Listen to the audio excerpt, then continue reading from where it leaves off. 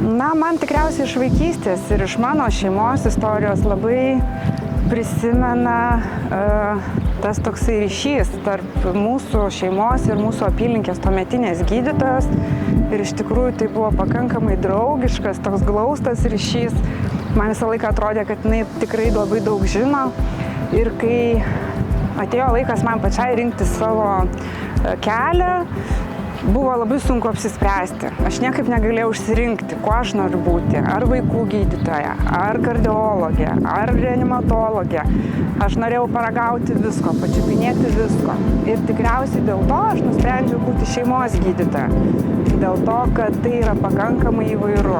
Aš turiu savo apylinkėje begalę kūdikių, mažų vaikų, senolių, jaunų žmonių.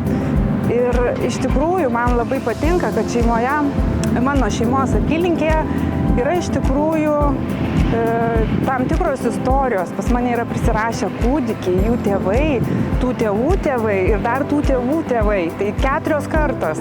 Labai įdomu, iš tikrųjų labai platu. Ir tas ryšys tikrai per ilgą laiką labai toks artimas ir pakankamai draugiškas. Bent jau aš tikiuosi, kad mano pacientai galvoja lygiai tą patį.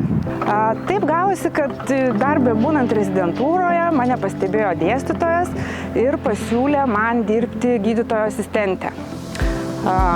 Kreiptis į šitą Saulės šeimos centrą, dirbti asistente.